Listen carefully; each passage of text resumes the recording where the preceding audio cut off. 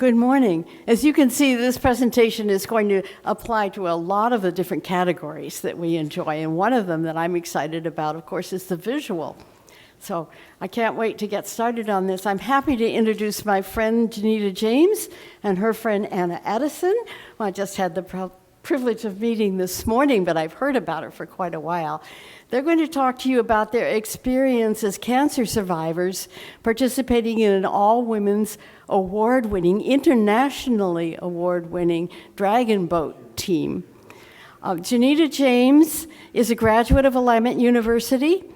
She's a naturalist who does beautiful, handwritten and hand-designed or individual watercolor cards featuring animals and plants and other natural interests of this area, with calligraphy explaining more about the creatures that are represented in her art. She also is a very dedicated contributor to the community, working as a volunteer at Butch Pasture Park in the Rose Garden, and she also volunteers with the Carousel, doing seasonal decorations at the Carousel. On the windows, right? Yes, I used to work in the artist studio too. Right.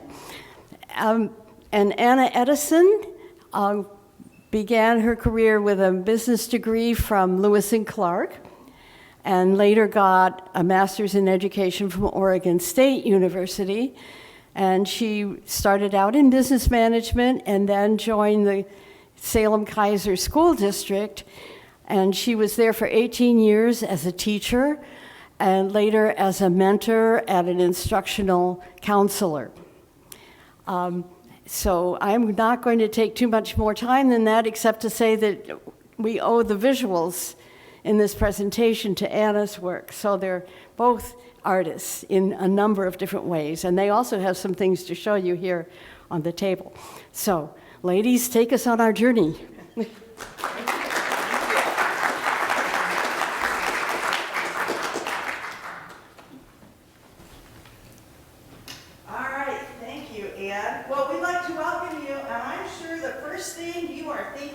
When you look at the two of us, is look at these stud athletes. Right? And we're gonna, as Ann said, we're gonna take you on a journey. As Ann said, we're gonna take you on a journey of dragon boating connected to breast cancer, as well as beyond.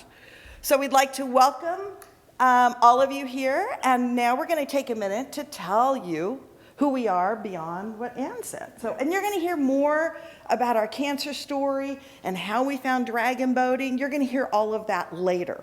So, just hang tight for that.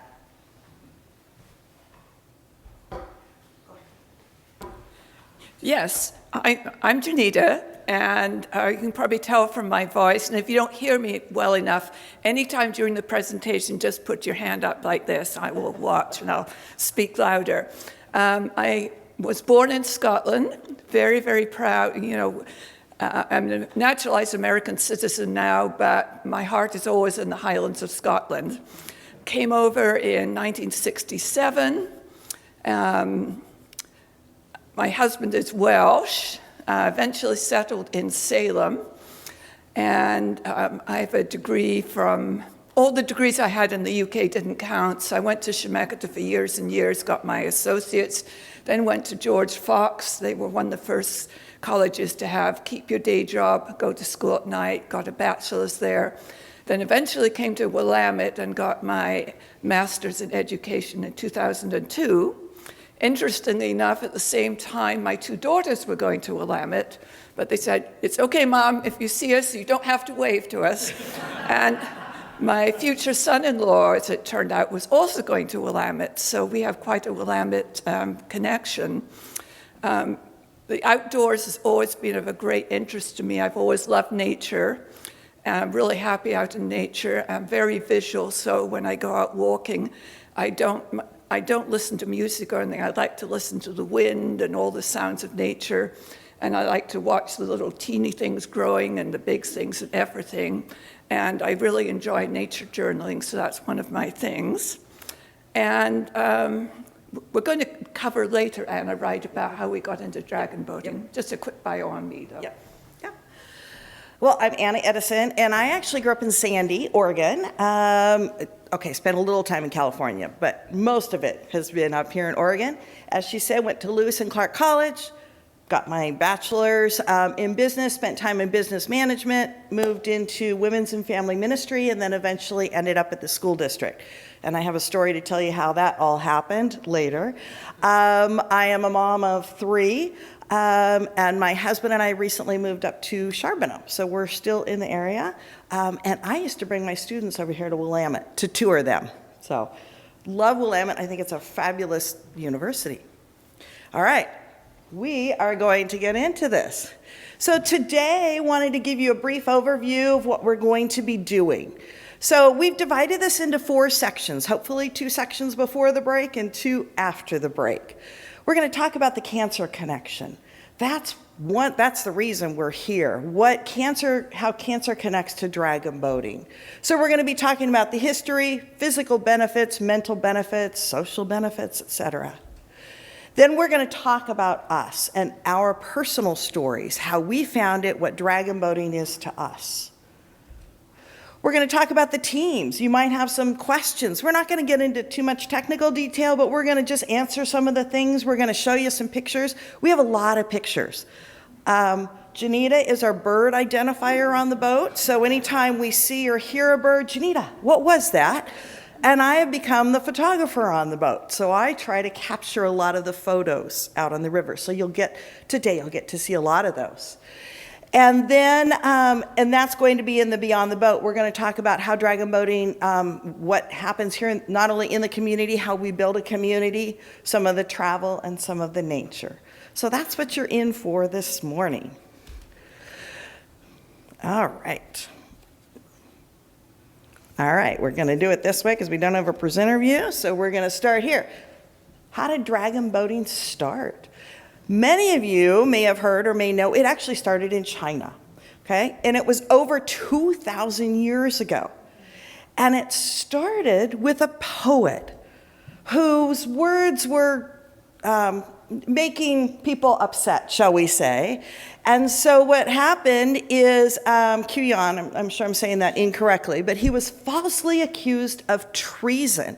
So here was this poet, he was accused of treason, he was devastated. So what did he do? He went down to the river, and as a final act of protest, he threw himself into the river and drowned. Well, the community was so upset, so what happened is all the fishermen, they gathered their boats, and they raced to find him and to retrieve his body before the fish ate him. So what happened is, as they were doing that, they were beating the drums, and they threw these rice dumplings to distract the fish so that they could get to him. This founded the tradition. This is really where it started. So over 2,000 years ago, this happened. Today, it's usually in June in China, they still do a reenactment of this part of the history where the fishermen get in their boats and they go find the body. But that has evolved into actual racing. So modern day racing, in 1976, Hong Kong Board of Tourism was looking to promote itself, and it decided to do this dragon boating, so brought that concept forward into that. And that was really the first really known international race. And then in 1991, the real true modern dragon boating that we know today came about when the International Dragon Boating Federation was formed. And they are overseeing, governing, I don't know if governing really, but they're overseeing organization within the dragon boat community. All right. We'll let you get there. Yes, but about that time, oh yeah. This is Dr. Don McIntyre from Vancouver, and he decided that he was a fitness doctor, that maybe dragon boating or something that promotes upper body movement might be good for women who had breast cancer or were survivors from it. And at that point, women who had lymphedema, or you are in danger of developing lymphedema if you've had breast cancer surgery, and at that time it was thought that a lot of strenuous upper body movement might not be good, and it might actually encourage lymphedema. He decided to challenge this, and he got together a group of women survivors, and they decided to challenge this. They trained for several months beforehand, before getting in the boat, trained for 2 months before getting in the boat. Then they got in the boat and started competing, and it was very, very successful. And nobody developed, or the lymphedema didn't develop or get worse. In fact, the women grew stronger, both mentally and physically. Yeah. Yeah. There you go. And now we come to 30 years later.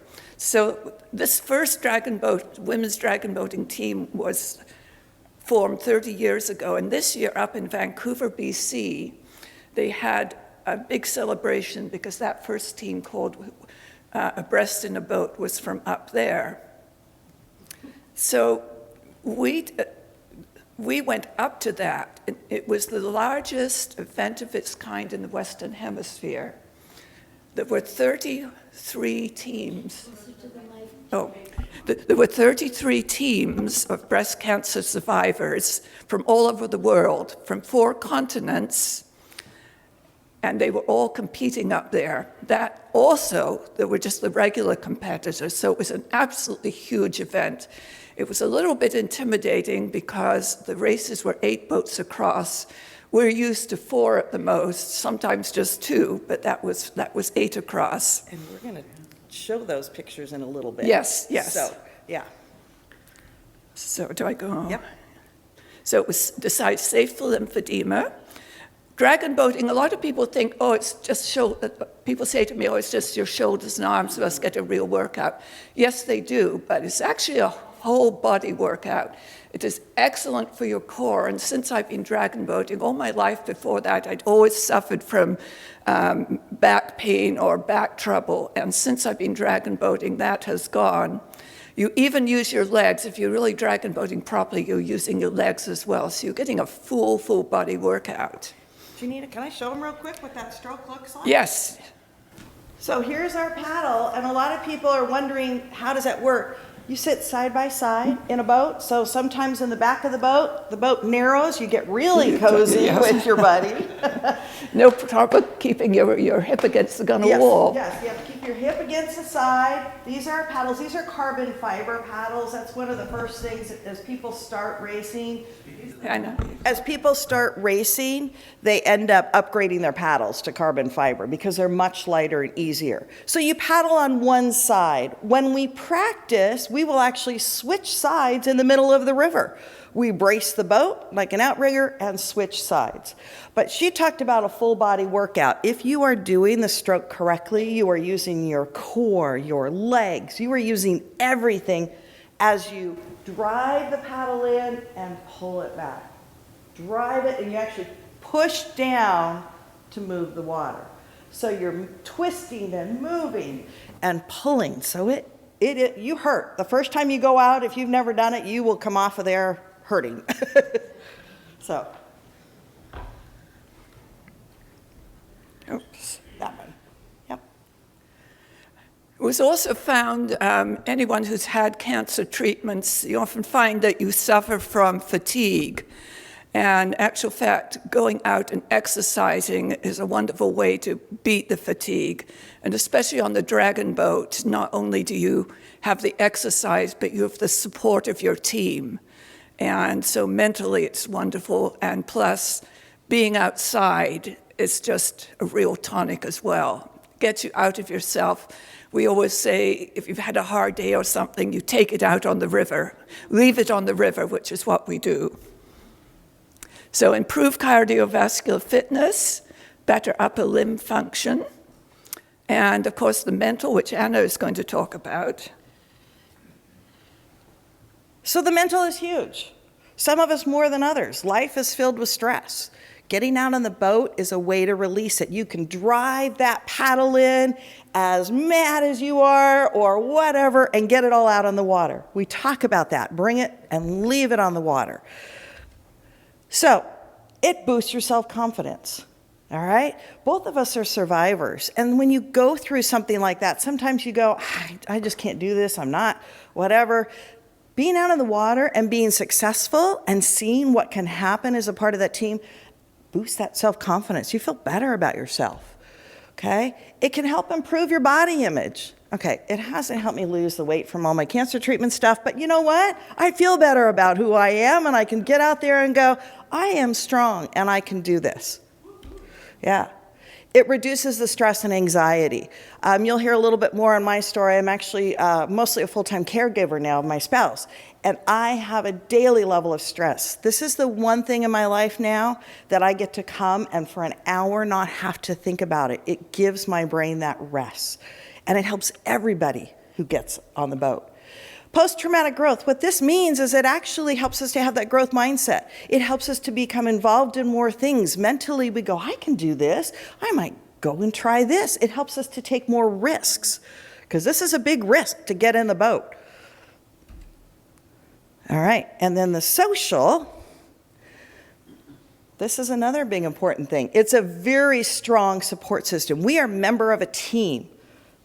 20 paddlers, a caller, a steerer. There are 22 people right there that all care about you, love you, and when you don't show up, they miss you, right? And as Coach says, you'll hear this a lot, we're always in the boat. It reduces our isolation. And you're gonna see later, we've got some pictures from the COVID years. How did we get in the boat where you gotta sit like this during COVID? You'll see what we did. It also gives hope and inspiration, not only to ourselves, but to others. You're gonna see later, we talk about the Portland, the Cancer Survivor Ceremony. That to me is one of the most significant things, and because it gives me hope and it inspires me. It also, you are part of a community and belonging. You're part of a team. We all know how we crave that, to be a part of a group, to be a part of something. We are part of not only our team, we're part of the larger Dragon Boat community, which then goes out to the club, which then goes out to other teams in other cities and across the world. All right, this is a team up in Canada. Now, I apologize, a couple of the YouTube videos are gonna have ads. I'll try to skip them as soon as I can, but that's me for being too cheap for not subscribing to YouTube. A year and a half ago, 29-year-old Anka Dobre received the heart-wrenching news no one wants to hear. She was diagnosed with breast cancer.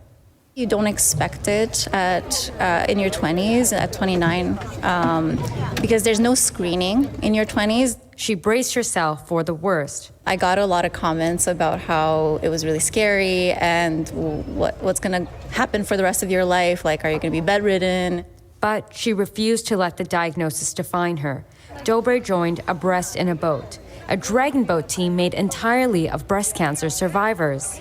And that's what's so amazing about this team, is that there's such a sense of community. Like, you don't feel alone here, because everybody, even though we're at different ages and different stages in our lives, we all went through that same terrifying thing that you never really expect yourself to go through. The team started 30 years ago, right here in Vancouver. In 1996, UBC sports medicine doctor Don McKenzie launched a 6-month clinical trial.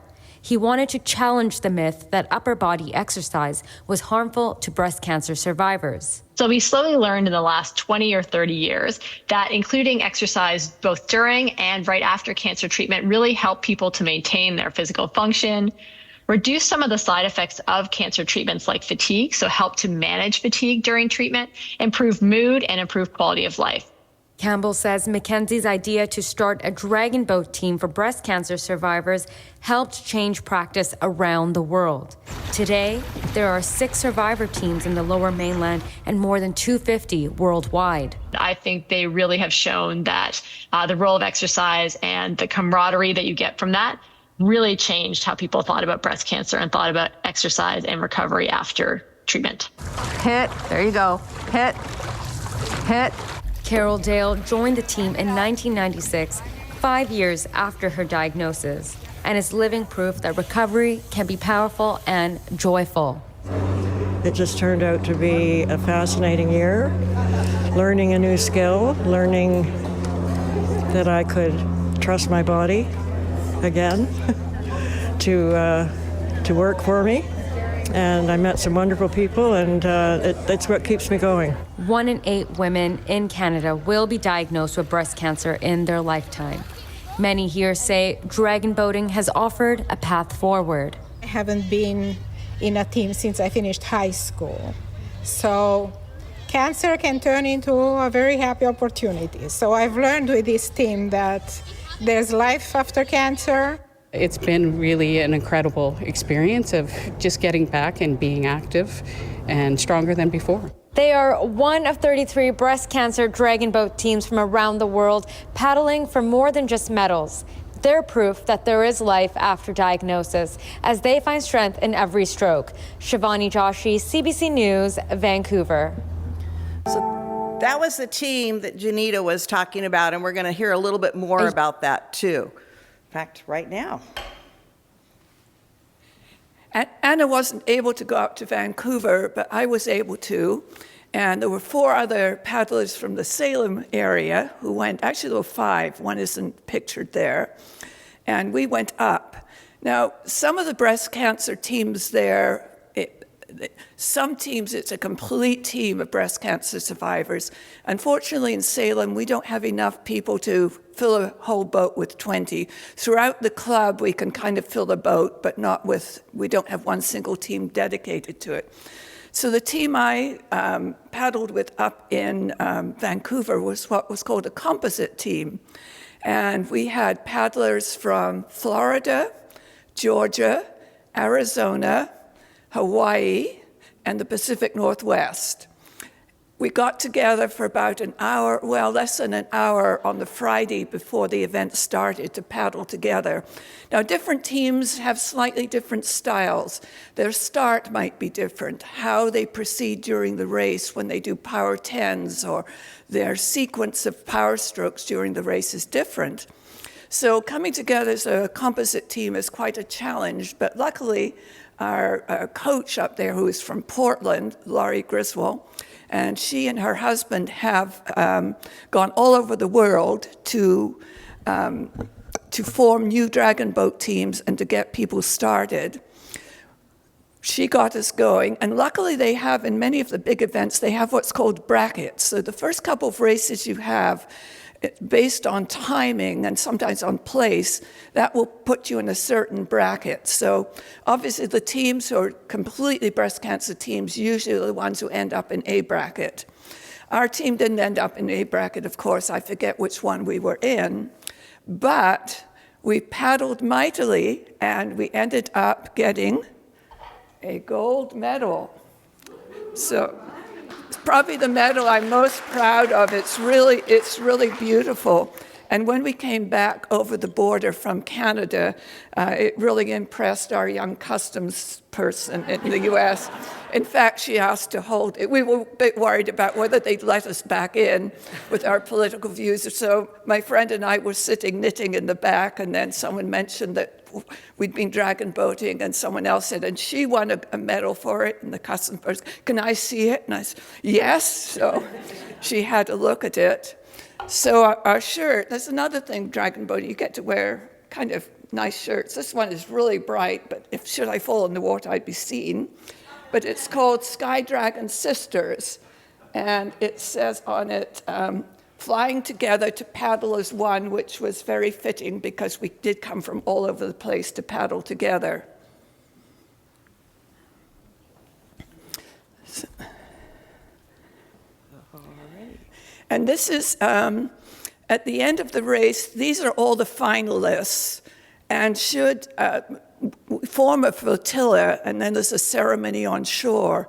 But they didn't have enough boats. They said if we had enough boats, there really should have been 33 boats of survivors out there. But 22 paddlers on each boat, plus the caller and the steers person at the end.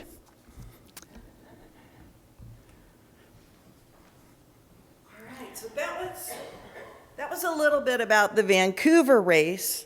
So that was up in Canada. That's where it all started, right? The 30 years of breast in the boat. But what does it look like here in the Pacific Northwest? What does it look like for us in our starting of cancer? Well, this video is about Pink Phoenix, if I can get to it. There we go. It's about Pink Phoenix, which is in Portland. Pink Phoenix. Pink Phoenix was actually the first all-breast cancer dragon boat team to form in the United States. The team was to empower breast cancer survivors through the sport of dragon boating. We've been paddling since 1997. We have 90 active paddlers, and we have 116 total members. We take 3 boats out. That's 66 women, 22 per boat. It's not individual effort, it's your individual effort along with your teammates to move the boat forward. You're following the woman directly in front of you. So whenever her blade goes in the water, your blade goes in the water. One, hit, hit, hit. It gives you such an empowering feeling, even though I've gone through something horrible and it really did break my body down. I'm able to build it back up. I'm able to build my strength back up.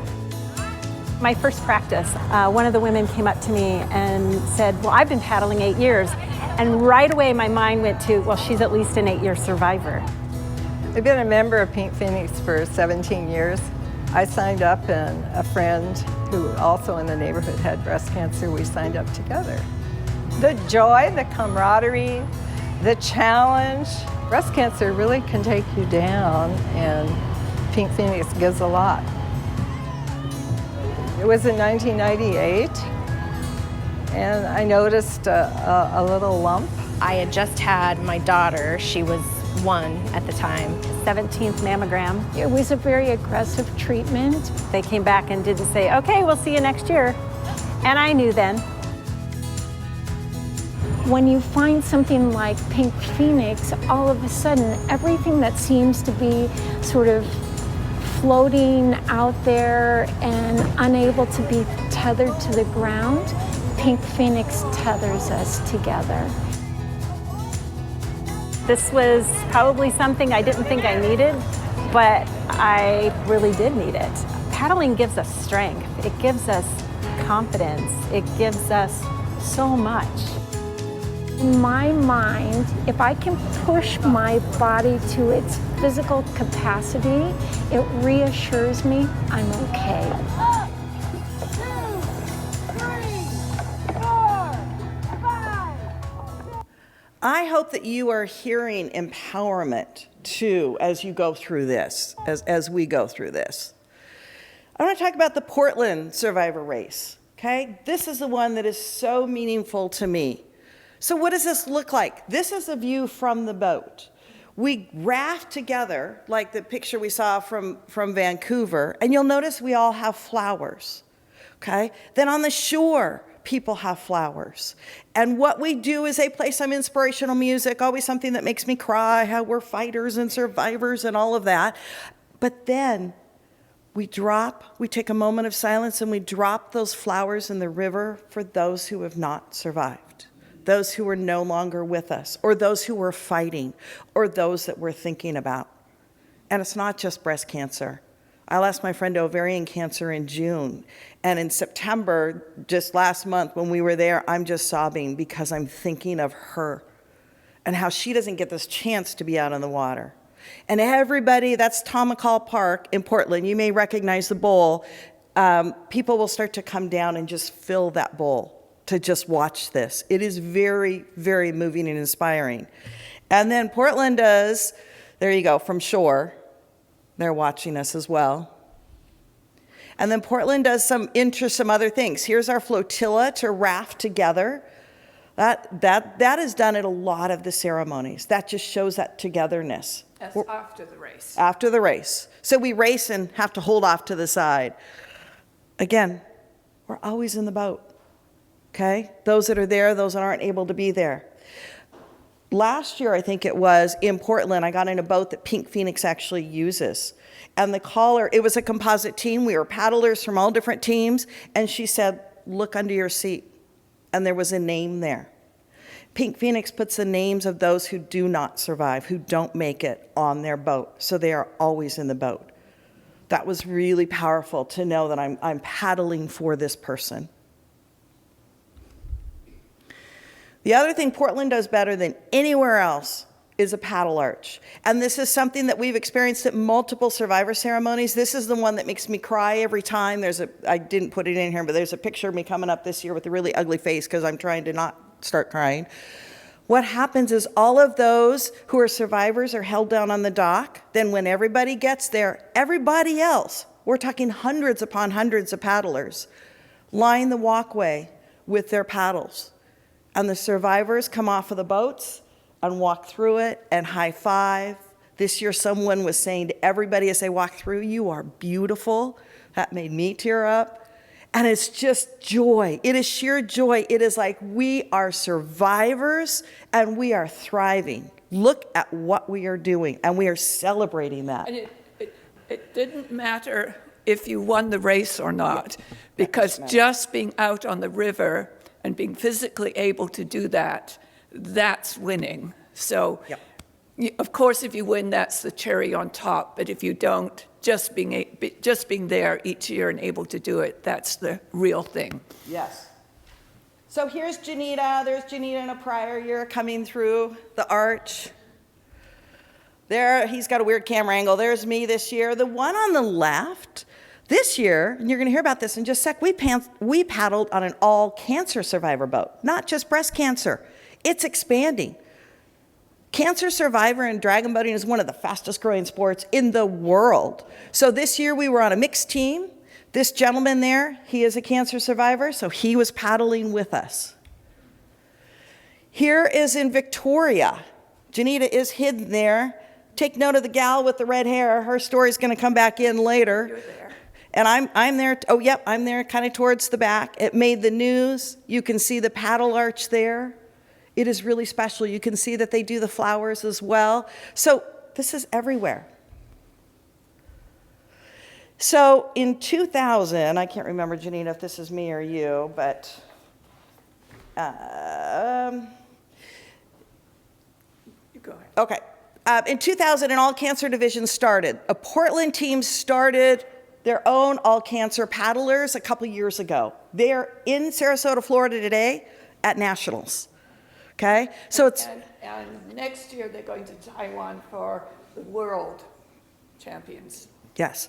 So they have been training hard. So again, it's not just about breast cancer. This is just what it does for us being able to be on that boat. It's broadening even more. This year in Portland, well, we had a master's division, 50 and up. In fact, we've got a team. There's a team called the Golden Dragons where you have to be at least 55 to be on the team, and their average age is 70. Yeah, I say that 50 is a spring chicken because I'm 81. Yeah. Yeah. We all want to be Janita when we grow up. The Golden Dragons has a 93-year-old paddler. Okay, she can't get in and out of the boat on her own, so they have to help her in and out of the boat, but by God, she gets in that boat and she paddles in those races. It's amazing. Okay, and you can see that's the caller position. You can see that they are all roles in the boat. Okay, so that older division, we call it the old people's boat. That's what our team calls it when we race it. OPB. Yeah. And this year, for the first time ever, in Portland, they had a pride race. So that was for members of the LGBT community and their allies. There are teams out of Canada that are just strictly LGBTQ community members. So that's one of the teams there. And so the fact that they're finding their place as well is really something. Okay, we're going to see if this, I will read out the text because it's kind of hard to read. This is a local paddler who actually paddles with us. Let's see, I don't want to be offensive to anybody. We call her a paddling hoe because she'll paddle with anybody. And she's in Florida. Yes. She's in Sarasota right now with the all cancer team. She was just diagnosed about 5 years ago. Yeah. 5 years ago. Yeah. Love the shirt. Have you been to the race? Actually, I've competed all over the world. We have teams right here in Salem and Portland, and I paddle with 3. Every team I paddle with has fellow cancer survivors, and my team in Portland is made up entirely of survivors. I'm not a spectator, I am an athlete. And so are all the amazing men and women I paddle with. Dragon boating has introduced me to amazing people all over the country and world, including the doctor who started it. I can't wait to attend my next festival. I love the post-race hair there. Few statistics for those of you that like data. 380 plus survivor teams worldwide. Every team has 22 people on it. You do the math there. It's represented in 40 countries. There are 20,000 paddlers around the world and growing in this cancer community.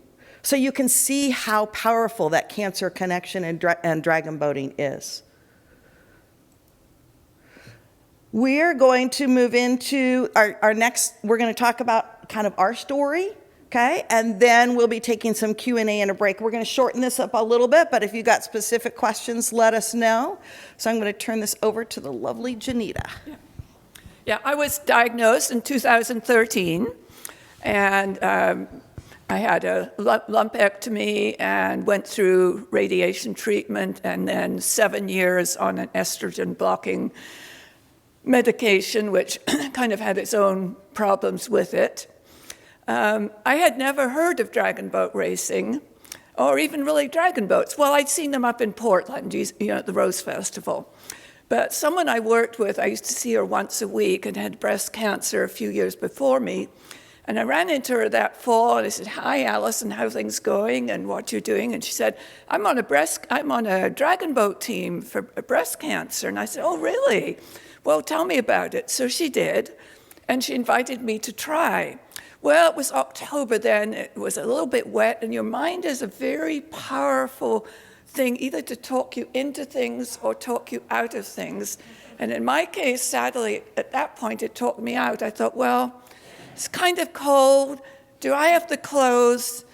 Maybe Alison doesn't realize quite how old I am. I don't know if I could do it. And coming from Britain, I had never been, the boats I'd been on had been ocean liners and large ferries. I'd never been on a small boat, a canoe or a kayak or anything, so I was a little bit nervous. Well, roll around springtime, run into Alison again, and I asked her, and I thought, I'd got to the point then, I thought, life is precious and you should try everything at least once.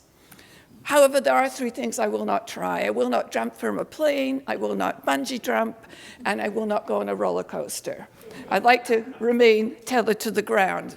But everything else, I thought, I'm going to give it a try. So I said, could I come out? And she said, certainly, and she told me what time to come.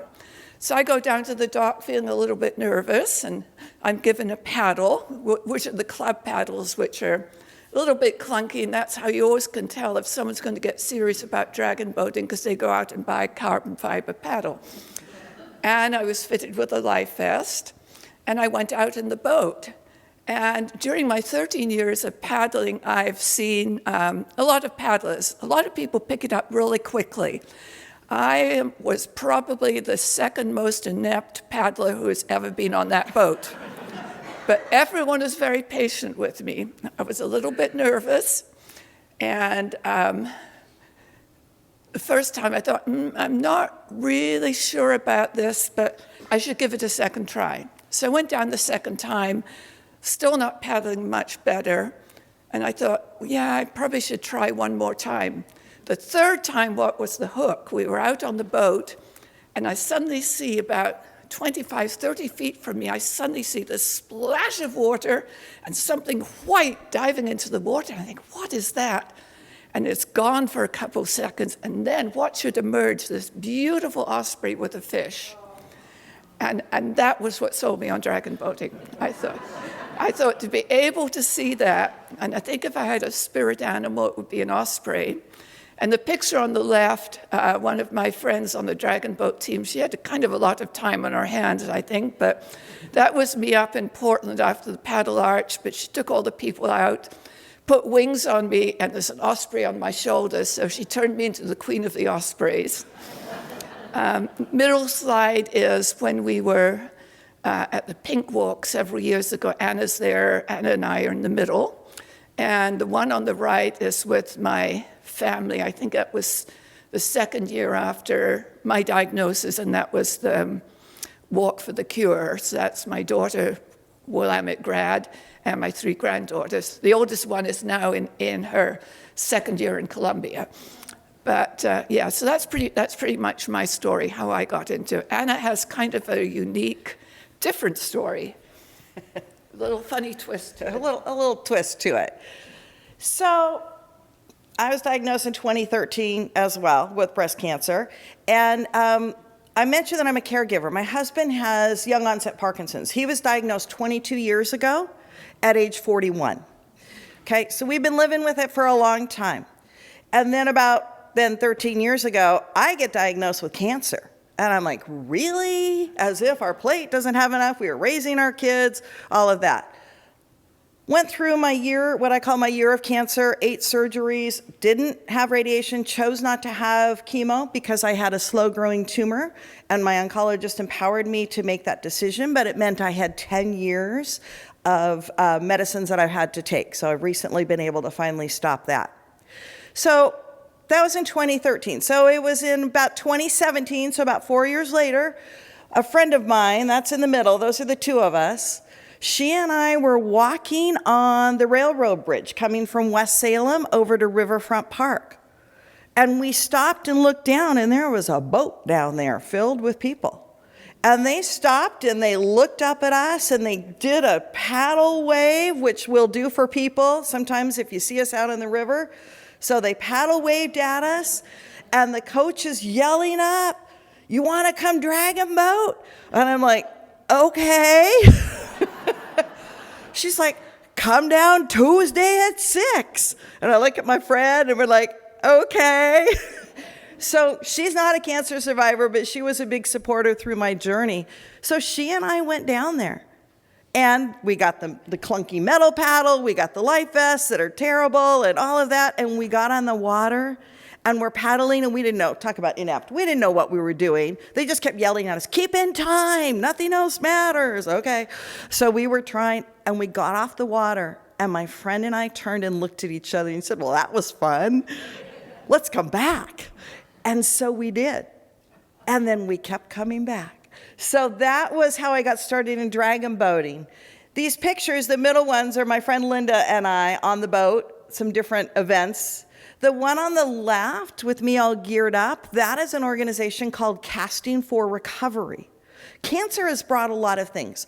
I'll be honest, I'm not one who says, "Oh, I'm grateful for it because of all the blessings it's brought me." No, that's kind of BS. It's been a hard journey.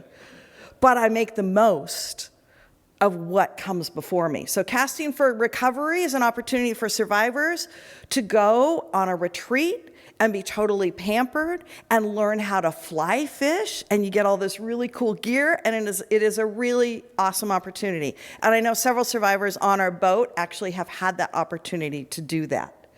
The one on the right, okay, mentioned I was a teacher. Well, we have dress-up days, and actually this was one of the days they actually do celebrate survivors as well. So I was able to dress up in all of my pink. I always say I don't like the color pink, but in October I embrace it. Yesterday was actually, it was 12 years ago yesterday that I was diagnosed. So this is my month. It happens to be in Breast Cancer Awareness Month, but it was a month that I really marked that date. And that date is not one of, oh my gosh, this horrible thing happened. That date was a date I started surviving. So I count my survivor journey back to that date when I was told I had cancer. So that's what dragon boating has really done, is it's shifted our focus. It has shifted how we feel, how we interact with that. And like I said, I'm a caregiver now, full-time mostly. So that hour of practice during the week that I'm out on the river, I can set all of that aside. When I was trying to work full-time and teach, which is super stressful, and caregive, and do this, that 1 hour, all I had to do was listen to the coach yell at me about when to put my paddle in the water, right? Timing, move your hand, whatever. And that was all fine. That was all good because it gave the brain a rest. I got one thing. Yeah. I am one who always tries to find a little silver lining in situations that aren't so good. And from having cancer, the silver lining for me was introducing dragon boating to me. Not only was it exercise, but it introduced me to experiences I would never have had otherwise. I've got to travel. I've made the most wonderful friendships through dragon boating. It's just brought so many opportunities to me that, I say, if I hadn't had cancer, those would never have entered my life. So in a funny way, I'm grateful for it, which sounds strange, but that's how I look at it. I also need to add one more thing.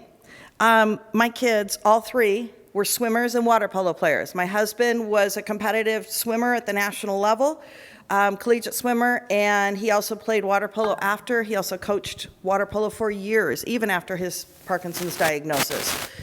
And so I am not a swimmer. I spent years in the pool, okay? Odochlorine, that was what we always called it. So my entire family applauded me when at 55, I finally found my water sport. All right. This is about thriving, not just surviving. I really hope that you're hearing that message as we go through. We've now approached the time for some Q&A.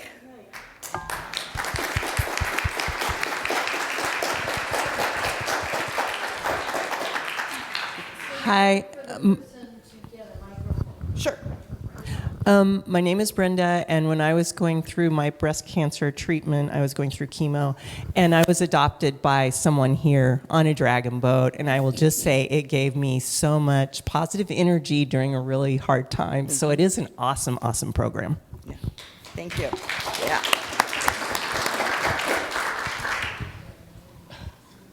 If I can get out. Hi, I'm Jim. Thank you. This is very inspiring. I really appreciate it. I was wondering, about the left-hand, right-hand dominance thing and how you decide that, because you don't have equal numbers of left-handers and right-handers. And does that make a difference? Yes. And the coach is standing behind us steering the boat, so she looks down, and she keeps putting me on my left side, and I'm like, I hate my left side. She goes, you're stronger on your left side. And we do switch during practice to work both sides, but in races, the coach will determine which side, and some people are equal on both sides, equally strong. There's also they have to balance the boat weight-wise. So sometimes we'll be in the middle of the river, and she's like, it's really tippy, and we literally have to switch in the middle of the river. Yeah. Yeah, I've got one thing. With people being older on our boats, or else having some physical thing, sometimes one side is better, and for me, I'm a better paddler on my left side, probably because of the surgeries I've had and that my left side works better. And I practice on both sides, but when it comes to racing, you always find me on the left-hand side of the boat. I'm Rosamond, and I wondered what amount of money does it take for a likely person to join your dragon boat? Compared to a lot of other sports, it's not bad. We are under, and you'll hear about this in our next section, but we are under Salem Multicultural Institute as our club. So it's a $30 annual fee and then $30 a month that we have to pay for dues because they have to carry insurance and whatnot. Just through the paddling season. Through the paddling season, right. Then beyond that, it's up to you and how you want to gear up. Okay, after about the third time out with the really heavy paddles, I went, nah, I'm not doing that. But I knew the paddles were more expensive, so I went for the life vest first. Okay, much better than the life vest they had for us. So I bought that first. So that can be, maybe $100. And then when you start to get serious, then you try somebody's paddle and you go, I really want to paddle. And they're, depending on the paddle, they're $200 to $300, but they last. Okay, and then the rest of it is some of our dues do help pay for our entry fees, but there are times that if we want to go to a race, we have to pay additional entry fees, which can vary per person depending on the race. And of course, if we travel, there's travel expenses. But just down to the bare bones, it's the $30 a month dues, and you can get yourself on the boat. And you get to come up twice. Oh, yes. Oh. if any of you are going, I might want to try this, we're going to give you contact information at the end, and you get to come out twice for free before we start charging you.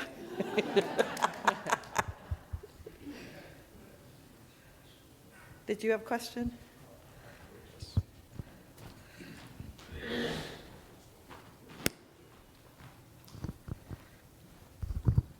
First of all, I want to thank you for such a delightful presentation. I really enjoyed it. I guess my interest in what you said also is cultural, from the standpoint that most of the trends in sports and everything else that have kind of gone worldwide are Western in origin. And this one, of course, is Chinese in origin, and that's a very interesting difference. And also, my wife and I spent a year in China way back in the 80s. And one thing that was ubiquitous in Chinese iconography, we saw it everywhere we went, was the pairing of the dragon and the phoenix, Long and Fong in Chinese, I believe. Was that right? Okay, yeah. Anyway, but they represented roughly the yang and yin side, the primordial, kind of energy of the universe. And I was wondering how much of that original cultural, connotation has infiltrated into the global dragon boating culture. That's a great question. We don't experience the yin and yang, the phoenix and the dragon, but we certainly experience and honor the dragon. At every race, almost every race, there is a ceremony. Sometimes they bring in the mayor of the city, the elders of the city, to help be there to honor. Up in Nanaimo, we had the lion dance the lion dancers came, and there was a ceremonial dotting of the eyes. And you'll see that Janita is a part of one of the pictures coming up. They put paint in the eyes to awaken the dragon. So before we start our race, let's awaken the dragon. The rice dumplings are also a part of it, so there can be some offerings to that. So races, depending upon where they are, still honor that tradition and that part of that culture. But I haven't ever seen it paired with the phoenix. Have you? No. No, okay. Yeah. And maybe that's where the pink phoenix name, maybe that might have been a part of it. Yeah. I'm Mark. And as I look at these two boats, they're very ornate with very high rising bow sprits of the dragons and tails. But when I looked at your boats in the river, they were low slung and flat. Are you guys so competitive that drag coefficient matters? Absolutely. You can answer those. Yeah, the type of boat we use is what's called the Hong Kong one, which is a long, skinny one. And it has the much smaller dragon head on the front and the tail at the back. When we're just out on the river practicing, we don't put the heads and tails on. Those are just for races. But most people, when you mention dragon boating, they are thinking of Portland and the Rose Festival. And that is a very different kind of boat. It's a lot wider, it's heavier, and you have that huge head on top, which someone lies on because they are catching a flag. They have a flag catcher, and that's what you have to do to, win the race and get across, the finish line first. But two different styles of boats. And yes, the drag makes a difference. And our steerer has a giant steer oar, and when we're doing things right, it's not even in the water because it will create drag. But if we're paddling correctly and we are racing, she actually can lift it from the water so that she's not interfering with the boat moving through the water. This is Lucy.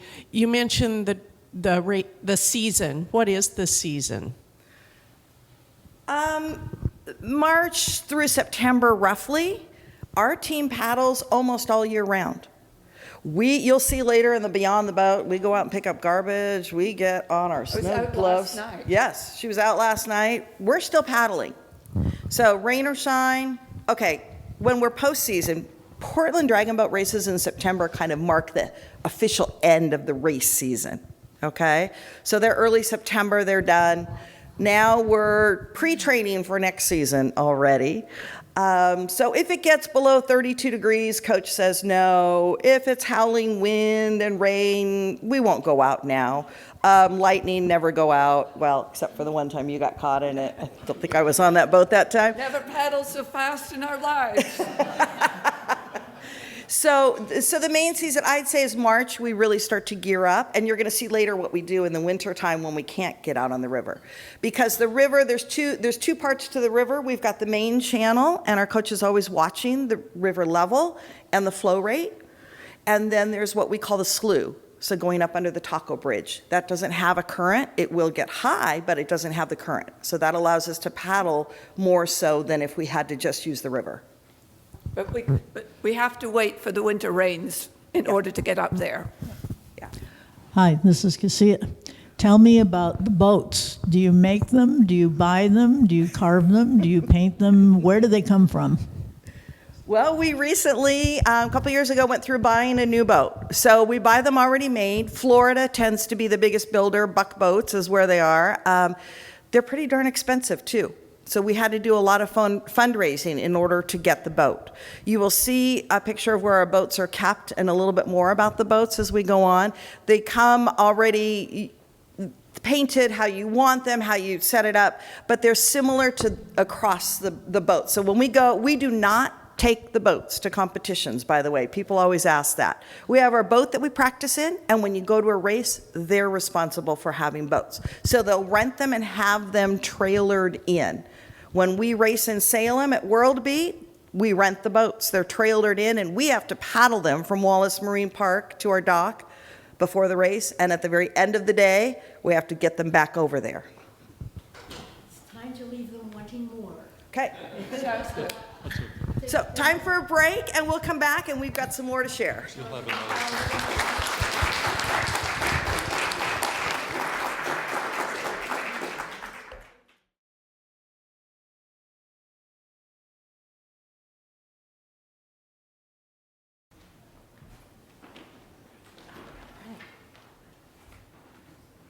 right, I think you're up. We're going to move into a section we've labeled the team, which is kind of, it's going to cover a lot of stuff. The original team I started on was called the Unsinkables, and that was composed of cancer survivors and supporters. And I was with that one for several years, and then as often happens with teams and things, sometimes things happen and change. And eventually moved over to the Willamette River Dragons because most of my friends were on that team. And plus, it was started originally as not so much as just as a team out there that if anyone wanted to hop in and go somewhere, it was designed more as a travel team. So people from other club teams would say, oh gosh, I'd really like to go to Sarasota, or I want to go up to Victoria, or I want to go down to San Diego, and Willamette River Dragons is going, so I'm going to jump on board with them. Yes, and Singapore started in 2015.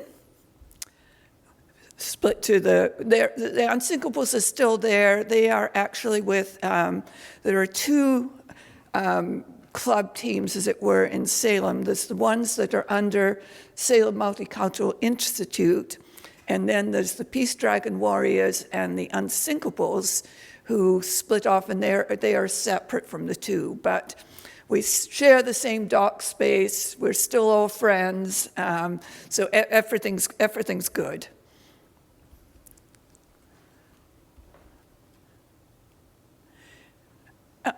Like I said, we don't have enough, unfortunately, in Salem anymore to form a team that is completely cancer survivors. So often if we're going to a race in Portland or somewhere else where there's a cancer survivors race, we want to do it. And so we get people from the other teams will come in and we'll paddle. We'll choose a different name and we'll paddle as that team. There's a picture of us up in Portland this year. This past September the 6th. And Anna? Oh, so the Willamette River Dragons originally started as a travel team. So it was just going to be this composite team if there were races that Your main team wasn't going to. And then it actually formed into an actual team when the Unsinkables split off. So it's a group of women where the focus is on women who love to paddle and adventure. And there are 6 or a good half dozen of us on the team that are survivors. Okay, like I said, started as a travel team, then 2 years ago we became our own team. And we have a very inclusive focus. Our ages are 39 to 81, right? Are you 81? There we go. Guilty. Okay, guilty. So we have a wide range of ages. All right, we have cancer survivors, we have LGBTQ members and allies. So during the race at Portland, there were all these specialty races, the OPB, the Old People's Boat, right? The Pride race, the Survivor race. So Coach was her team was going all over the place because we were all dividing into these different specialty races and then still had to come back and race our own races as a team. We carry people with us in the boat. We titled this Always in the Boat because being a cancer survivor, you know, things happen. Some people are still in treatment that are actually on the boat. There are days that are just, you just can't make it or life happens. And Coach always says you're always on the boat, whether you're there or not. Once you become a member of this community, you're always there. And I have to show something. When I put my hand in my jacket pocket this morning, I drew out 2 cards, and I'd written them for a race that Anna couldn't go to and our friend Raisa couldn't. So, Anna, there's your card that was in my PFD pocket, and that was Raisa's one. Oh, I love it. I love it. So see, we're always in the boat, even if we're not there. So we carry people with us. Coach always says, no matter what's going on in your life, if you can't make it to practice or to a race, you are always in the boat. So there we go. The bottom left slide, that's us winning a race. Just thought I'd let you see how far ahead we were. We kind of like that photo. As a team, many of you mentioned our shirts. And I would like to introduce you to the artist who helped design these shirts, in particular, the Osprey. But the Queen of Ospreys. We got so many compliments on our shirts this year. This was our first year of having them during this race season, and people would stop us and say, your shirts are phenomenal. So that was really exciting, and Janita really helped make that happen for us. Okay, there we are. You might recognize that statue at Riverfront Park. That would be after the World Beat races. Okay, the World Beat races are our home race under Salem Multicultural Institute. And so this would be after the race that they're there. We help host them. Our coach actually manages the whole race, so we hardly see her at all during that. All right. You can talk a little bit more about this? Yeah, those are some pictures talking about being always on the boat. The middle one, we're looking down on the sand. That was up at Nanaimo one year, and there were several people who couldn't be with us. And then the other 2 were different races. But yeah, we really strongly believe in that concept that if you can't make it, you're always on the boat with us. And especially if you're, sick or going through treatment or something like that and just aren't able to be there, you're always there. We carry you in our PFD pocket, the card. Yeah.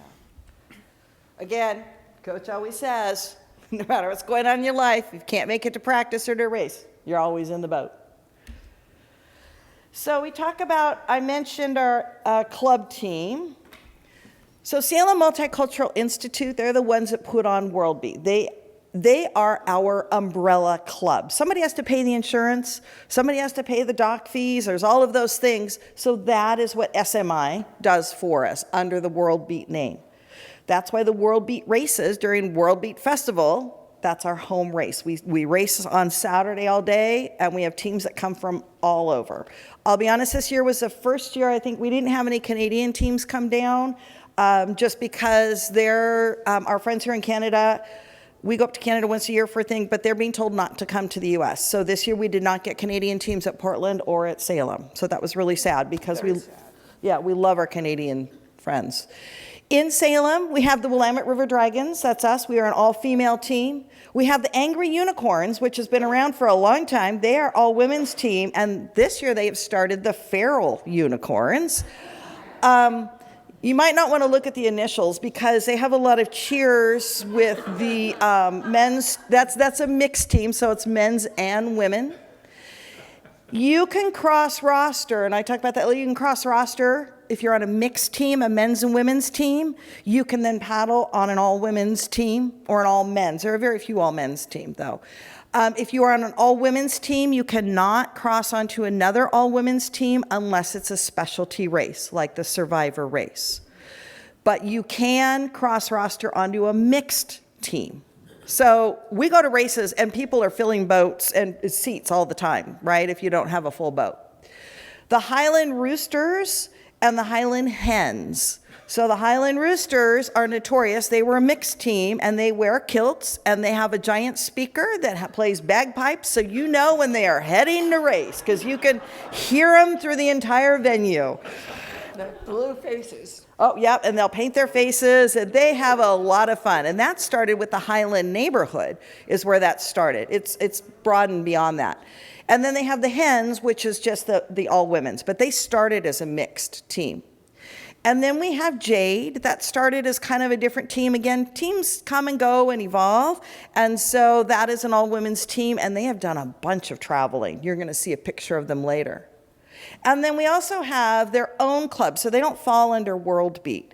And that's the Peace Dragon Warriors, which at some races are the Unsinkable Peace Dragon, I can't remember. They combine the Unsinkables and the Peace Dragon Warriors depending on the races and how that works. So they have their own boat and their own team and their own locker down at the dock. They kind of do their thing and we kind of do our thing, but we're all part of the same community. That is the World Beat Dragon Club at Portland. So those are the Portland teams. It's a lot of paddlers being represented. They're all here. The Salem teams in Portland. The Salem teams at the Portland race, yeah.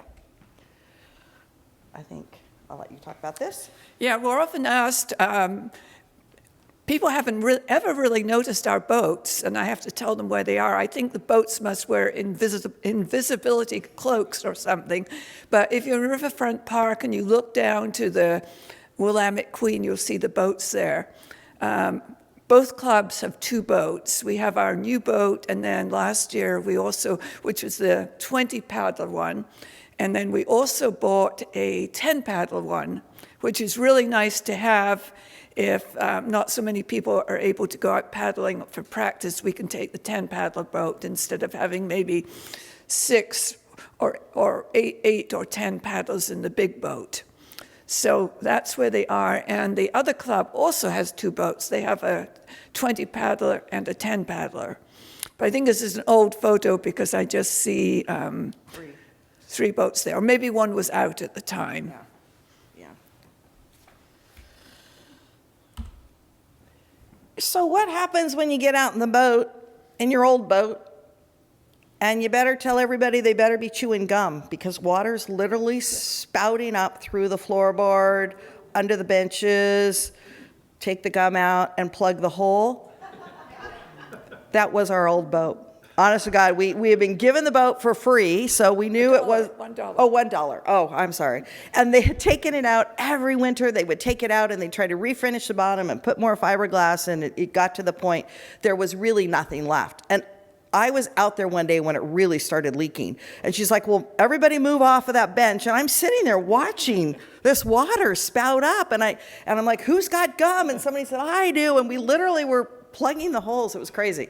So we did a fundraiser. I think it's about $15,000 to buy the new boat. So we had to do a lot of fundraising, a lot of trust in that. This is the new boat arriving on a trailer. And there it was as it was coming in. We were all very excited to have a boat that wasn't going to be leaking. And it's a brand new boat. Now this, I want Janita to talk about. Yeah. So you get a brand new boat, and of course you have to have a ceremony for it. And it has the head and the tail on. And we talked a bit about the ceremony before. You'll see on the left, in that little bundle of leaves, that's the rice that got thrown in the water. I was one of the ones honored to be down on the dock. At that point, I was the oldest member, so I was kind of the elder. So I got to dot one of the eyes on the boat. So that's me standing there with my paint and my brush. So that was a very, very exciting day when that happened. And we had people come down from Portland to help us get the boat on the water and christen it. So what does a boat look like? You've heard us talk about 22 paddlers. Well, it's really 20 paddlers. A person who stands in the back with the giant oars, the steer, and a person who sits up front is the caller. They're yelling out. They're helping us keep time, or during practices, telling us what drills to do. You notice at one earlier photo, the caller had the giant drum. That's only in the races. But they have to sit up high on a chair and straddle this drum and not fall off. Yeah, the chair's like this. Yeah, you got to be kind of tiny to do that. But during practices, they just sit up front. They don't have the drum. So there's what our caller looks like during a race. You can see she's sitting up high in the chair and she's got that drum. And different boats will have different drums. It's all new because when you go to a race, they've rented the boat, so you don't know exactly how it's going to be configured. And if it's a windy, choppy day, they are hanging on for dear life with their legs on it and may not even be pounding. Some races require you to pound out the beat. Some don't. So if we don't have to, we don't, because it can get really confusing and loud. There's our steerer. That's on a practice. That's on a nice day, just chilling on the river.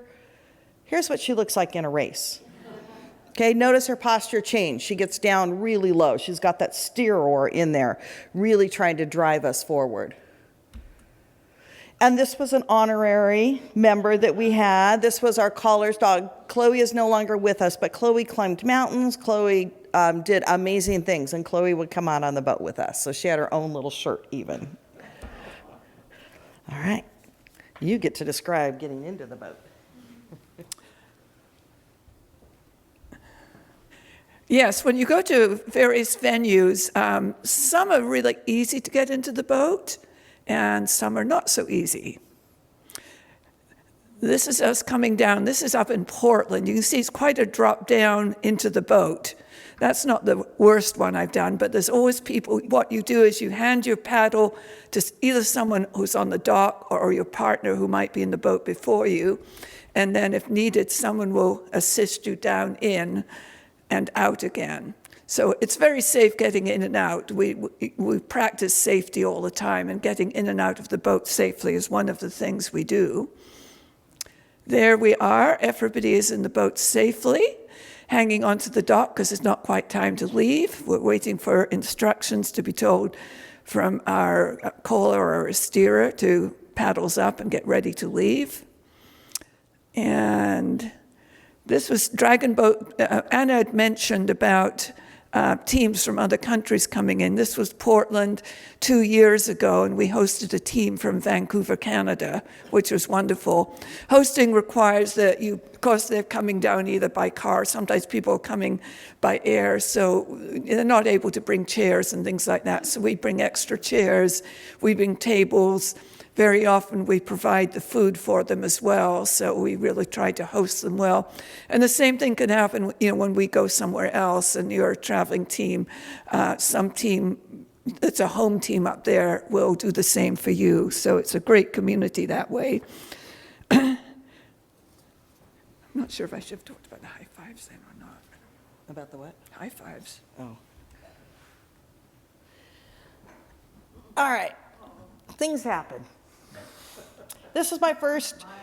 This was my first race in Salem. My very first race was in Portland, the September before, and then by the time we got here the following June, I'd had a little bit of paddling under my belt, knew kind of what was happening, and Coach always tells you never stop paddling, because as she says, yeah, it is power steering. So if you stop paddling, she can't steer the boat. So if anything happens, you keep on paddling. Well, let's just see how that goes.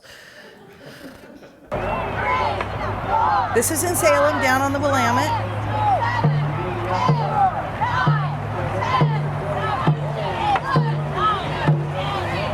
We're there in the middle in the blue shirts. This was as an unsinkable.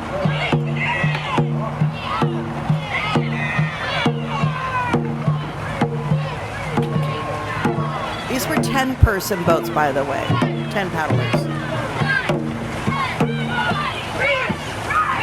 It's like Jaws. Dun, dun, dun, dun, dun, dun, dun, dun, dun, dun, dun, dun. Whoa, that was me, by the way. And you keep paddling.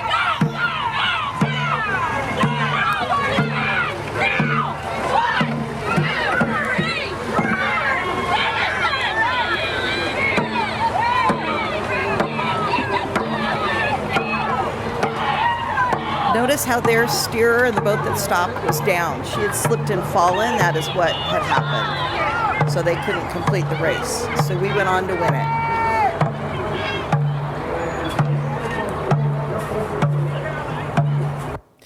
So that can happen. Okay, we stayed upright. Notice we didn't go over. Well, let's see it.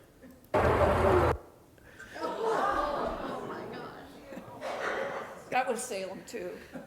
You were on that boat. No, No. Salem's kind of notorious that way. Yeah, it was Salem and Ridgefield too. Ridgefield is known. But you notice that the paddles, as much as they can, are trying to keep on going.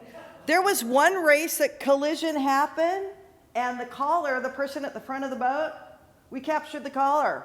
She fell into our boat. We took her across the finish line.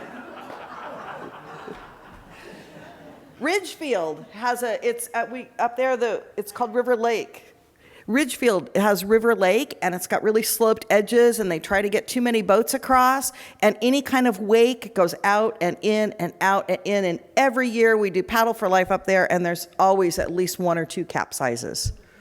That one was not a capsize, though. No, they stayed upright somehow.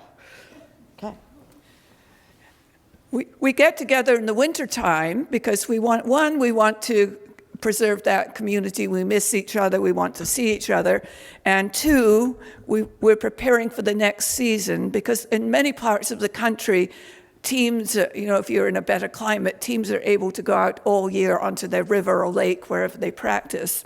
So Capitol Manor has been very, very kind to us the last few years. 2 nights a week, they let the teams go in for an hour, and we practice at the pool. We have one night, each team, usually there's 2 teams in on each night.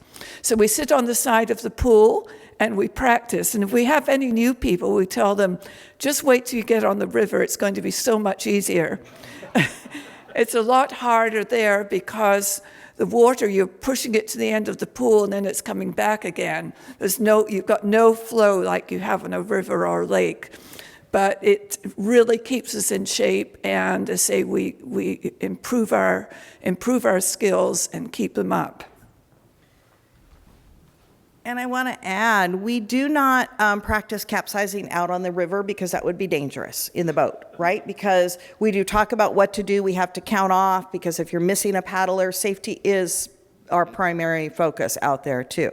So in the pool, we practice capsizing. Basically, we wear our life jackets and fall over the edge. And what we're doing is practicing lifting people out of the water. So to help, because there's a way to grab the life vest and things. In warmer climates, people do actually practice capsizing in the boat, in the water, but we don't for safety reasons. Okay, we have community teams as well. And they race, they just come together to race at World Beat. And so this year we had quite a few. We had it from the oncology office. So we've got some cancer related folks. We also have other teams that just really enjoy it. Here's our local Catherine. She does a lot of TikToks, so we have a lot of videos from her. We're gonna see if this works. She was helping to coach a community team. And let's see. From the oncology office. Yep. To your patients who you see every day about dragon boating and the great sport that it is. About dragon boating in 2022, when I had an infection, I had to go to urgent care because I was undergoing chemotherapy. And you do not want to get an infection when you have chemotherapy. So between calls to the oncologist and a shot in the ass, the doctor was talking to me about dragon boating and how much she loved it. And I was 46 years old. I am not an athlete. The quickest thing about me is my wit, and when you're going through chemotherapy, that ain't so quick. Yeah. And I thought, I am going to be on one of those boats next year. And I was. I also paddle with an all-cancer team in Portland called the Rose City Rockets. every one of those paddlers, the caller and the coach, has had a cancer diagnosis in the past. Some of them are still going through treatment. Some of them will always be going through treatment. And so come out to some of the festivals and watch us. You have seen us at our weakest, and I would love for you to come see us at our strongest. That's great. That's an invitation to all of you. Come out in Salem in June and watch the races. All right, everybody's welcome. We talk about we're an inclusive team. We really work on that. Can you hold a paddle? You're in the boat. Are you 29? Are you 82? You're in the boat. Are you blind? Did you lose a limb? Are you on the spectrum? There's an entire team in Portland, visually impaired paddlers. They are blind paddlers. They do have companion paddlers.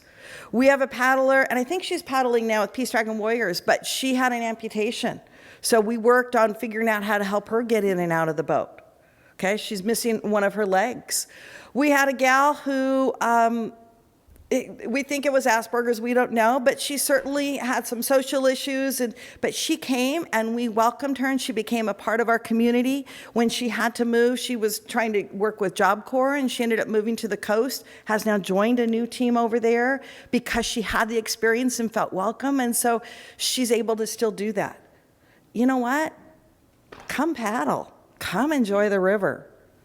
You're in the boat. Do you need a paddler to fill a bench or two in a race? We talked about this. There was the cross paddle. So you too could become a paddling hoe. Oh, sorry. All right, now we're going to move into beyond the boat. And a lot of these photos, I'll be honest, remember Janita's our bird person? I'm our photo person. So most of these photos from here on out, I think, are from my collection. So. Yeah, we try and be a part of the community. And the last 2 or 3 years, we've done the downtown parade, which I think the picture on the left, because I see water there, that was probably, was that the down part? Oh, no, it's just, it was raining. It was raining so hard it looks like the river, but it was just downtown Salem, and that's the roadway. And then having some fun there, we went out on Halloween. We also go out on the winter, there's a winter solstice, which the kayak community really puts on, but we join in with them. We try and do things together. We've done things with Salem Multicultural Institute, which members of the public have come to. This year we made fairy doors.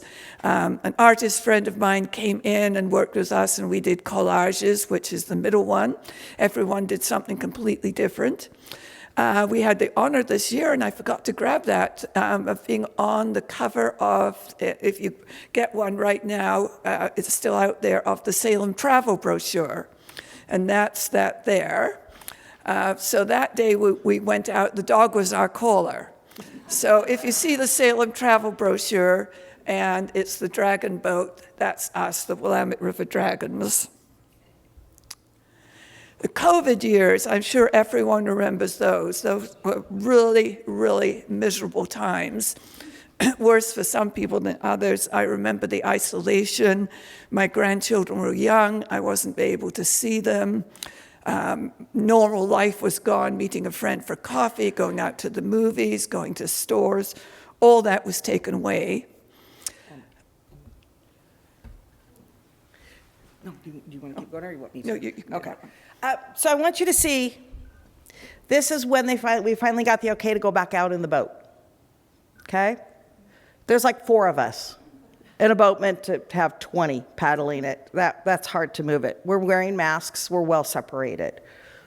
All right? There's an evolution. Well, now we're still wearing masks, but there's a few more of us. We're getting to sit closer together. So as COVID, as it progressed and what they decided they could safely allow us to do, and then the masks were gone, but we still were not quite a full boat. We were still kind of sitting more in pods and trying to keep some separation. But prior to us even being allowed in the boat, we did things like we got together on Zoom. We got creative. Again, it's keeping that community together. The biggest thing that happened is we all became kayakers. I went from not owning a boat to owning 5. My husband didn't know what to do with me. And our coach was incredibly intentional about getting people out. We had people that had multiple kayaks, so they'd bring a couple kayaks to share, and she'd make a phone call to someone she knew had been inside or might be pretty isolated, didn't have a good, strong community. She made sure we got out on the water because we could be in our own boat, but still feel like we were a part of something. We did this for a long time, and many of us are still avid kayakers. I still kayak. We love it. Yeah. And then, yeah. A lot of what I can hold the picture for you. A lot of what I can do. A lot of what I did during COVID is I really got back into painting and nature journaling, and like I said, to me, it was a really bad time in my life with the COVID and all the restrictions. And I did this one particular picture. I took a sheet of music. Is that the row, row, row, your boat one? Yeah. It is. And you can come up and see it later, but there's various river scenes depicted on it. And at the bottom, I wrote this: being on the river with friends, but keeping apart in kayaks, or 5 people paddling a 40-foot, 22-person dragon boat in the lagoon. It is not last year, but it is enough. In nature, seeing wildlife with friends, paddling. It makes me kind of tear up. Even, tear up too. Even now with that. Yeah, yeah. Another thing, yeah, we did. There is us out on the boat, and this one was kind of fun as we different colored kayaks we tried to arrange in the colors of the rainbow. And then we sang the rainbow song. Yeah. If I was a better singer, I'm a terrible singer, I would sing it, but you know the song. You probably learned it in school or you've done it with grandkids. Another thing we did was we got together for Taco Tuesdays. We met down at Marco's, which is on Union and High, and we gathered in their parking lot. We took chairs, spaced out, often blankets. One of our paddlers is an excellent baker. She would bring different cookies each time. She wins prizes at the state fair. We also did a lot of puzzles, so this was a time for puzzle exchange. And at that time, early COVID time, everything, when you took it into the house, it kind of had to go in quarantine for a while. So it was kind of the same with puzzles. They got wiped down, and you took it home, and then you sat it in quarantine for 2-3 days, and then you could work on it. And then next Taco Tuesday, you would take your puzzle back, and you get another puzzle. So that was one of the things we did. Never done so many puzzles in my life. This is beyond the boat. We went over. Anna's going to talk about Victoria. Well, this is where we started to travel. Remember we said we wanted to travel, Willamette River Dragons, okay? And so we were seeing other teams. So we went to Victoria. Now, this one actually was Unsinkables. We started to do that with them. You'll notice that we've got pink and blue shirts. The pink are survivors. The blue ones were not on this particular trip. We had paddlers from all over that joined us on this boat. And in Victoria, something really special happened. Remember way back the lady with the red hair that we had mentioned? Her name is Edison. She's originally from Ireland, lives in Victoria now, paddled with us. Sitting in the bar one night after the races in Victoria, we all started talking about traveling and how fun Ireland would be. And she's like, well, my family still lives there. What does that look like? So then the coach went and looked at, Ireland has got a ton of survivor races and just a ton of races in general. They really embraced dragon boating. And she found a race, she kept putting them on our Facebook feed. What about this? What about this? And finally one popped up that we all went, that looks great. And so that is something that we're going to get to in just a second. You can see we love Canada too. Yeah. Yeah. Yeah, Canada's a second home. We love going up to Canada. This was a year or two before up at Nanaimo. And the picture on the left, at that point, they had this giant gold picture frame that you could, stand in, and then you got the view of the water beyond. I think maybe in the back towards the left, that might possibly be the mayor of Nanaimo. We met him when we went down to check out the venue on the Friday night, and there was someone there walking along with a visibility vest and a little sweeper and a little dustpan thing, and he was picking up garbage, found out he was the mayor, and he said, yeah, this is a job they trust me to do. So we had to have him in the picture. He came and it was in the picture with us. The next one was at the Wallawas. We went over there one year. One of the things I remember about that, there were either 12 or 14 of us in this small B&B, one bathroom. But we made it work. We're a team. We made it work. 14 women, one bathroom, made it work. There were some really rough waters on the Friday we went out for a practice. I was really glad to get back to the shore. Saturday was a nice day. Sunday, complete change around. Very, very cold. We wore everything we had. There was a little store there. We went in and bought all the fleece blankets. I was knitting some fingerless gloves at that point. I'd one done, and I was working quickly on the other so I could get it done and put that on. So that was, there was also a slalom race there, which very seldom you have those, but that was so much fun. And that shows the steerer's real talent, because she has to kind of steer you through the post there. And this is, remember Jade? I talked about them. They went to the Bahamas. They really wanted to do that. You launch off a beach. It's warm water. With two teams, that's yes. right. They called themselves the Jaded Unicorns. Yes, it had Jade and the Angry Unicorns combined. So we do that. We make up names as we go. But they had a ball doing that race. That was something they really wanted to do. They've gone to Montana, Arizona.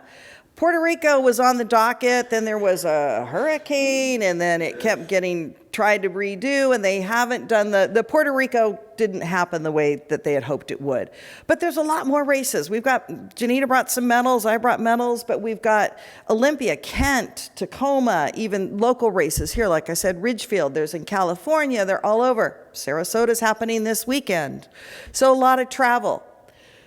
This was our big trip. Donegal, Ireland.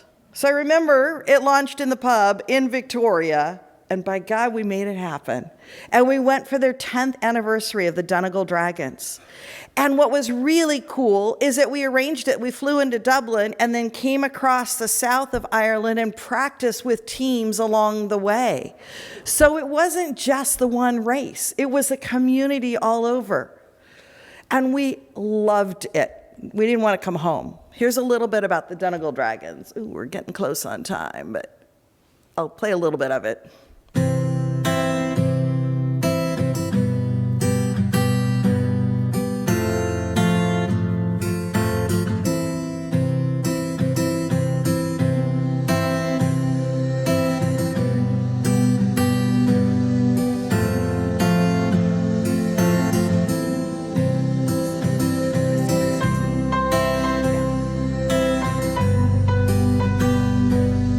I'm going to shorten this because it's a lot of this images, but you can see it's a breast cancer survivor team that had been around for 10 years. The founder had survived breast cancer, and she was doing a 2 to 3 hour bus ride into Dublin a couple times a week, and her husband said, this is stupid. Found your own team. So she did.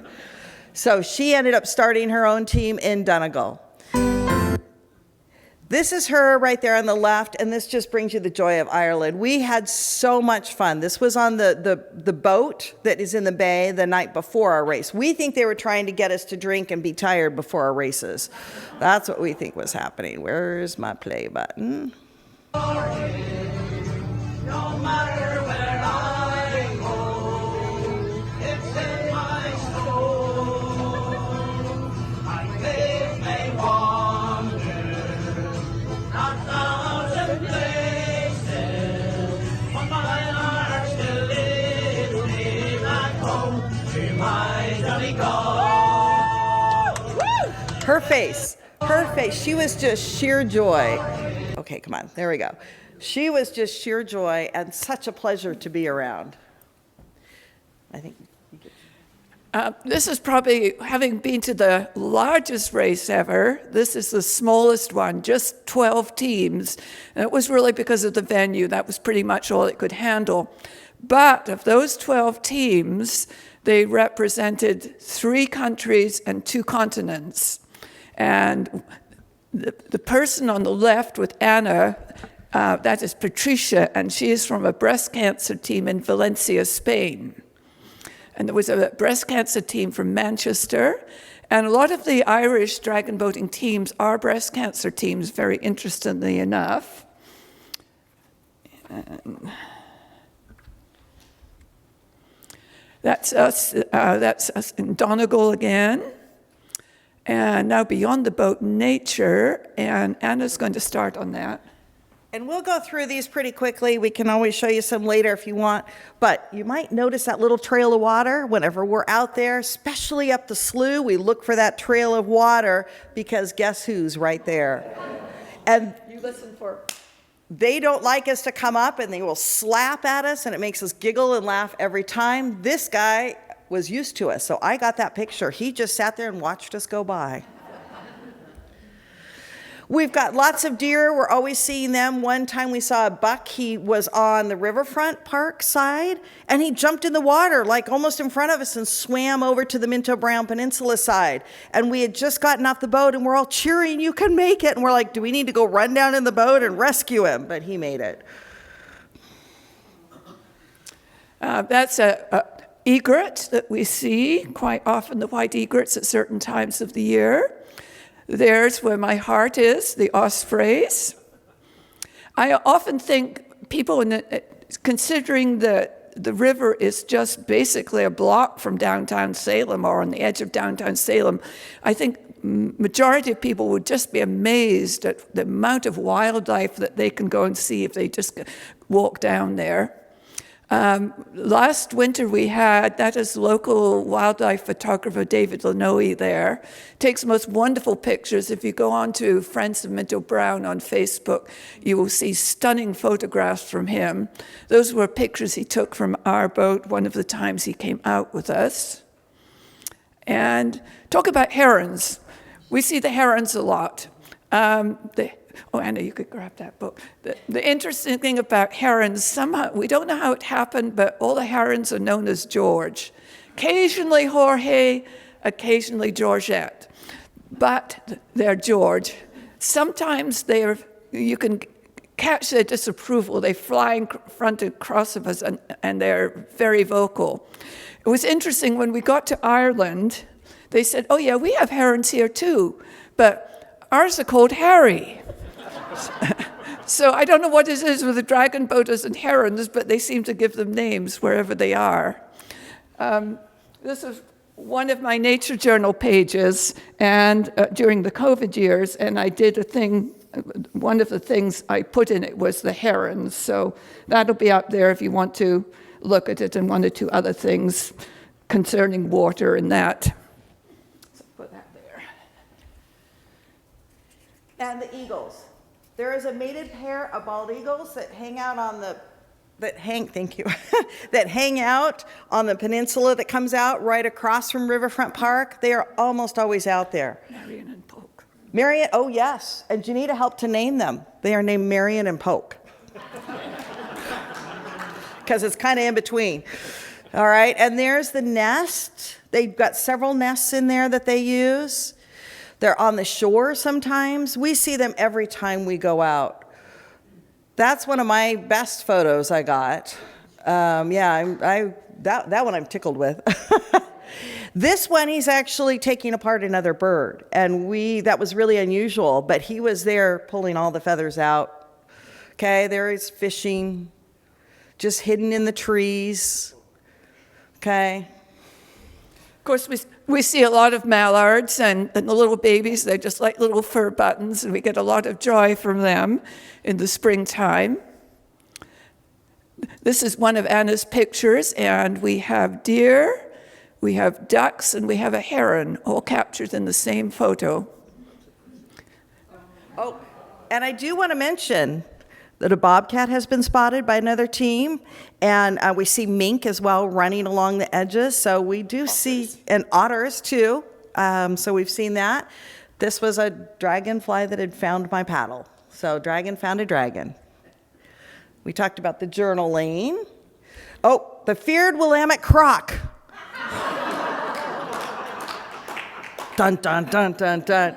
This is going to lead into, and I know our time is just about up here, but we'll go through this really quick. Yeah.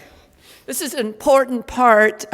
We get so much joy from the river, we feel we have to go give back. And so we think of ourselves as river keepers. We pick up trash almost every time we're out. In the winter months when we're not practicing and when the rains have flushed more garbage down, that's when we pick up a lot of really heavy stuff. That's in our old boat. There's shopping carts and all sorts of things in there. There's a couple of Anna's photos. I'll let her talk of those. Some more interesting items. Well, we just find lots of interesting items hanging in the trees, and don't know why the bra was there. Buzz Lightyear had a little crash landing. You name it, we found it. We have the trifecta: liquor bottles, needles, lighters, shoes. We always get really excited. If you weren't in the boat and you were outside hearing us, you would think we'd gone batty, because we're like, a bottle, woo, we get a drink tonight, or an old whatever, and we just laugh about it. We truly, the garbage is something.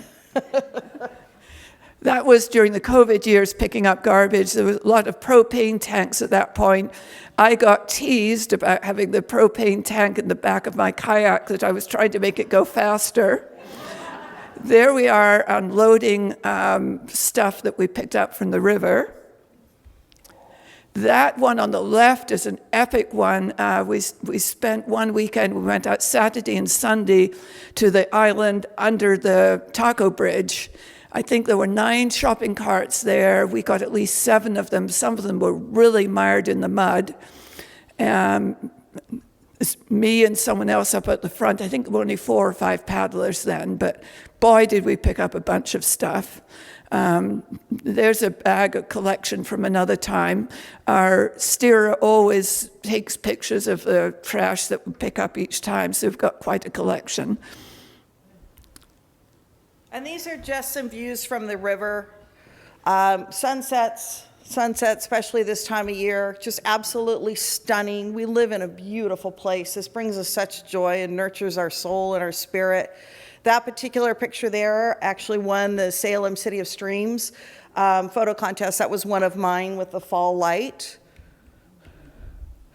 There's the Taco Bridge we refer to a lot. When it rains, we're able to get under it and go up the slough, and we make it all the way to Minto Brown. That is a path marker. Okay, we paddle almost to the dog park when the waters come up. So that normally is not underwater. And again, we want to remind you that this is about thriving, not just surviving. And we want to thank you for being here. And we are going to take some questions. If you want to look out more about some of the programs that they have, that email, if you want to come paddle, want to come try it out, email. Say, hey, we saw this presentation and we want to hop on the boat for our 2 free times to come try this out. Anyways, now we're going to turn it over to some Q&A. And we thank you.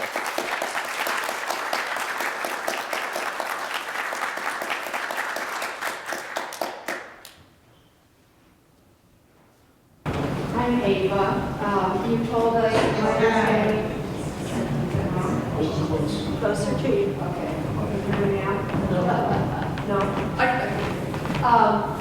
You told us, I believe, that practice is 1 hour a week. Correct me if I'm wrong. 3 times a week? 3 times a week for 1 hour. What about the races? How long are the races? Is it a mile race, a 2 mile race? Oh, they're 500 meters is a typical race. Some are the short races are 250, and I always get excited for a 250 because you just start and you keep up that rate and you're done. 500s can get really long. Portland has a bridge to bridge that is about 2,000, but that's a specialty race. So it really varies. Some races are 2 days and they're spread out over 2 days. Some are just 1 day. So you are racing. You get down on the water, come back up, get a chance to grab a snack, drink of water, and you're warming up again to head back down. I'm Mark again.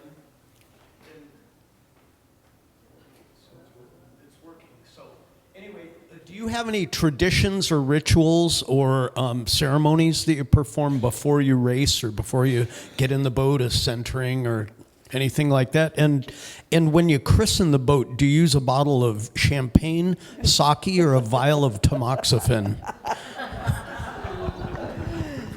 We did use champagne. We used champagne to christen our boat. Our particular team doesn't have any specific rituals other than the warm-ups that we do, but there are other teams that have moments of gathering, and whether it be a prayer, whether it be a motivational mantra that they do.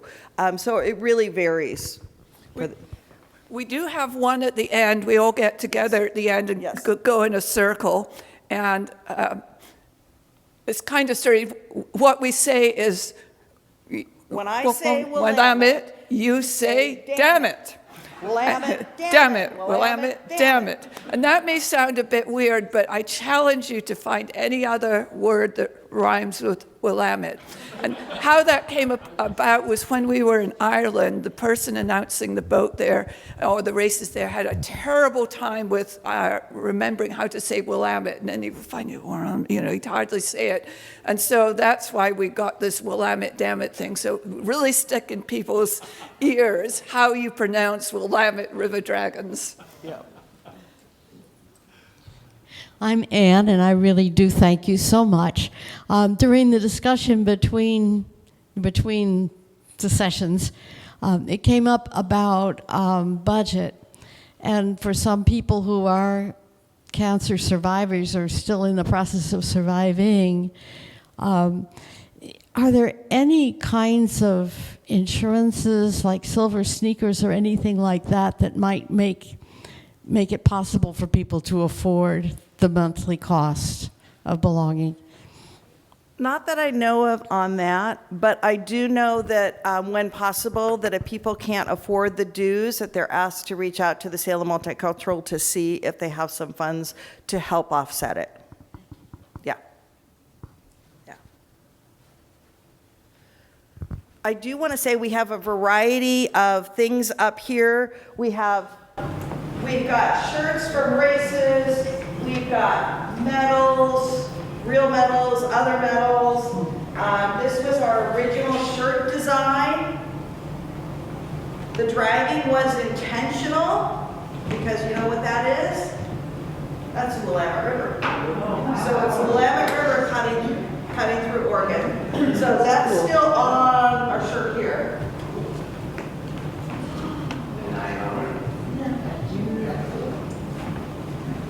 Let me tell you, Dragon Boaters love some color. So you don't miss us when we are wearing our stuff.